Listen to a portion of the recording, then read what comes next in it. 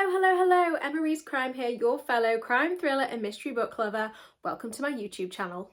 Have you ever bought a book purely because one of your favourite authors has blurbed the book, i.e. written a complimentary quote on the cover? Well, same.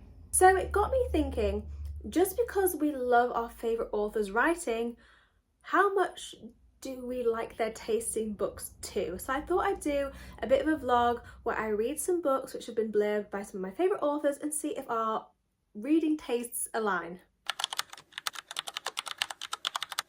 So I thought I'd start off with Innocent Guilt by Remi Kone because tons of authors have blurbed this, including Lee Child, Peter James, Patricia Cornwell, Chris Brockmeyer, MJ Arledge, Jane Casey, Joe Spain, my absolute favourite, and CM Ewan. So they've all said really complimentary things about it, and also on Goodreads it has a rating of I think 4.04, so naturally I have very high hopes for it.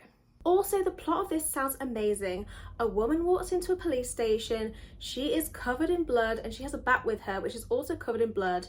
The blood isn't hers and she won't talk to anybody. I'm about a third of the way through and so far, not so good.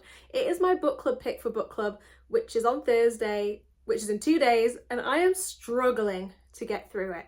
The story is told through multiple POVs, including the POV of a detective and the POV of a journalist, so I do quite like that element. But apart from that, I'm finding it really slow and boring, and I can't put my finger on it, but there's something about the writing style which I'm just not really enjoying, but I'm going to power through with it and hopefully it will get better, fingers crossed.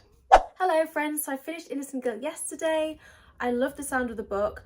And one of the main reasons as well that I picked it up, obviously the point of this whole vlog, is that some of my favourite authors had blurbed it. On this occasion though, unfortunately, I feel that these authors have done me a dirty. This was not my cup of tea whatsoever. I gave it 3 stars out of 5. I just felt that there was too many characters, there was too much going on in the story, there was too many subplots going on, and it was just really hard to follow. It was a lot. It definitely wasn't an easy read. Lots of people at book club also felt the same. The average rating Michaela took down I think was 2.95, so I'm very close with my 3-star rating, but hey, never mind. I need to now decide what next to read for this vlog and fingers crossed I have more success. Hi friends, it has been a while since I filmed for this vlog because basically I had about 7 vlogs on the go and it was really overwhelming me, so I put this vlog on pause and I'm just going to do 1 vlog at a time when it comes to filming because my brain just couldn't hack it. We are heading out shortly to York for a couple of days and I'll bring you along with me, but I thought I'd give you a reading update on what I've been reading for the Can We Trust Our Favourite Authors vlog. I have been extremely lucky and I have managed to get my grubby little paws on Alice Feeney's upcoming release, My Husband's Wife. And Frida McFadden herself has blurbed this book and she has said, non-stop thrills, the best Feeney book yet. And also Harlan Coben has also blurbed it, saying one of my favourite thriller writers. So it's not really about this book per se, but about Alice Feeney as a whole. This book is out in January 2026. However, in January 2025, a year before the book is due for publication, a major Hollywood studio has optioned it. Main character Eden Fox returns home from a run to find that her key won't fit in the front door. A woman answers the door who is eerily similar to Eden but about 10 years older. She's wearing her clothes and she claims to be Eden Fox, and Eden's husband collaborates this with this stranger. So my plan before heading out was to give you a reading update, but guys, I inhaled this in 2 sittings within 24 hours. I absolutely loved it. 5 stars, and my book of the year so far. I thought it was fantastic. So on this occasion, when it comes to our favourite authors blurbing books, I feel that Frida and Harlan are pretty trustworthy. One of my first ever YouTube videos was actually an Alice Feeney ranking, so I'm going to do an updated version of that video to include this book. Speaking of Alice Feeney, she has blurbed Dissection of a Murder by Joe Murray, which is my next book as part of this vlog. She has said it is so gripping, so clever, and so good. It's safe to say that she's one of my favourite authors and I love her writing. I think she's a fantastic author, but let's see if her tasting books compares to how good I think she is at writing. I'm about a quarter of the way through so far and I'm really loving this. So far she's a great author and she's got great taste, but things could change. Morning everybody. Sorry, the lighting in here is a bit weird, so I look weirdly bright on camera. But yesterday we had a really nice day. So we went to the Yorkshire Heart Vineyard for afternoon tea, and I'll pop a picture of the afternoon tea here. This was for two, and it was actually really good value. A few people had wine as well, and then we had like a walk around the vineyard, which was really beautiful. And then we stayed where I am right now at the Alice Hawthorne, which is like round the corner, and we had dinner. And this is our third time at the Alice Hawthorne and we love it. It's a real treat. Hands down, this is the best banoffee pie I have ever eaten in my entire life. So we're going down for breakfast. Not that I'm hungry, I'm still stuffed, but I'll make room. And then we are heading into York. One of my favourite content creators is Eating with Todd, and he did a video in York, so we want to check out some of the food places that he went to. Then I'm obviously going to bring you along to one of my favourite bookshops of all time, which is Criminally Good Books, which is a crime and thriller themed bookshop. It is incredible, and I really recommend that if you're in York you check it out. So I will see you at Criminally Good Books.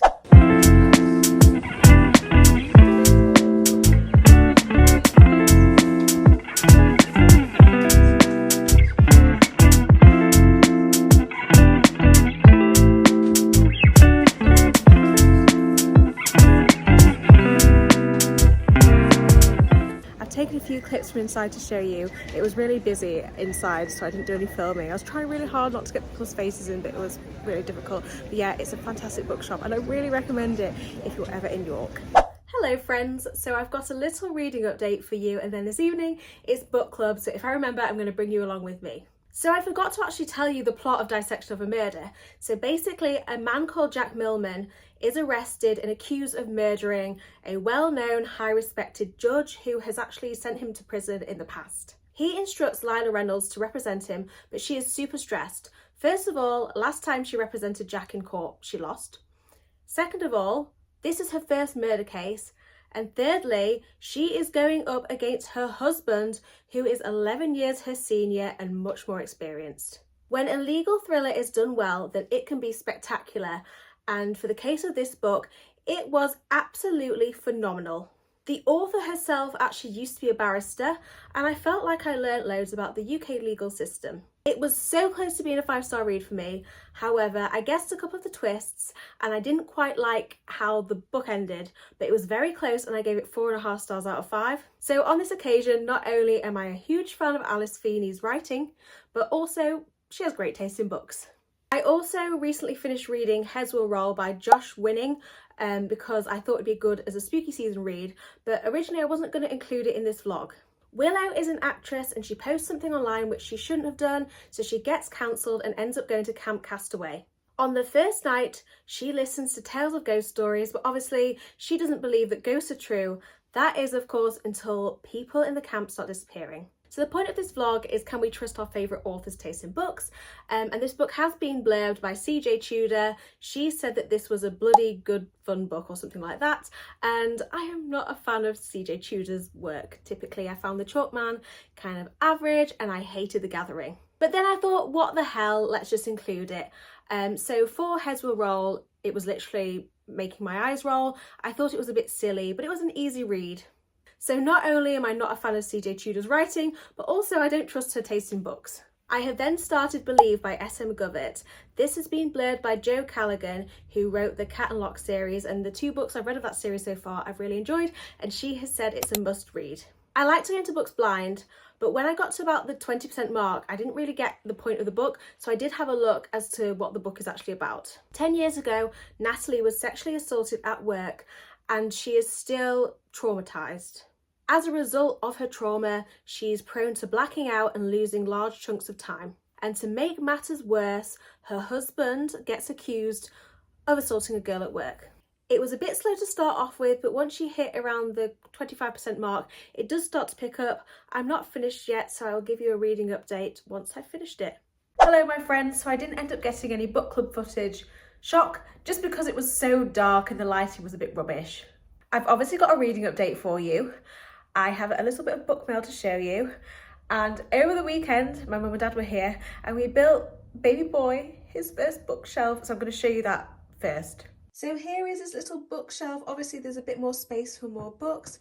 I want to get more books sort of this age, but I'll probably get them when he's here. I am honestly so excited for him to be here so I can start reading him stories. It's just gonna be so cute. Anyway, book mail wise, I very kindly got sent My Husband Next Door. Yep, My Husband Next Door by K.L. Slater. So K.L. Slater is a popcorn thriller author. So if you're a fan of Frida's writing, this is an author I'd recommend that you check out. Then my next piece of book mail came in this safety deposit box and I had to crack the code in order to open it. And then inside it is, bear with me, it's hard to do this one-handed, a copy of Gone Before Goodbye by Reese Witherspoon and Harlan Coben. You may be aware that I'm not a huge fan of celebrity authors. I've done a whole video of it, but for this one, I have high hopes because I'm really hoping that Harlan Coben has taken the lead and it will just kind of read like a Harlan Coben book, but we shall see. I'm hoping to read this very soon. Okay, so reading updates. So I finished Beiieve by S.M. Govett. I said earlier on I thought it was quite slow to get going. I really enjoyed the middle and then the ending was a bit rushed and it was a bit far-fetched. So overall I thought it was an all right read and I gave it 3.5 stars out of 5. I would disagree with Jo Callaghan. I wouldn't say it's a must read.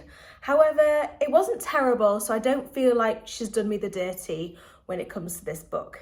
Then I started The Exes by Leodora Darlington because Liz Nugent has blurbed it. I can't quite remember what she said. I'll pop it here. The book for me is an NRN, i.e. not right now, a soft DNF. There was nothing wrong with it, I just wasn't in the mood for it. It's kind of a romance thriller mashup. It's more heavy on the thriller, but there's more romance in it compared to other thrillers, if that makes sense. So I'm very rarely in the mood for romance anyway, but I think it's one I'm going to save for sort of February, Valentine's month time. And now I'm about halfway through The Pie and Mash Detective Agency. This hasn't been blurbed by authors, but it has been blurbed by Jonathan Ross, who says it's gripping and laugh out loud funny, and Sue Perkins said, I devoured it in one sitting. If you're based outside the UK and are not aware of who Jonathan Ross and Sue Perkins are, basically they're UK TV personalities. It took me about 50 pages to get into it and now I'm really enjoying it. So I will be back in a few days with an update on this if I finished it. And I'm also going to do some book shopping because I've not done some book shopping in a while. And by a while, I mean 2 weeks ago. Hello friends, as promised, I said I'd bring you book shopping. So today I thought I'd bring you to TK Maxx with me. I think that this is the equivalent to TJ Maxx in America. What quite a lot of people don't actually realise is that TK Maxx is actually pretty decent when it comes to books. And sometimes, if you're lucky, they do have some American covers in store. So let's see what we can find in there. It is a bit chaotic and disordered, so you just have to really rummage through what they've got.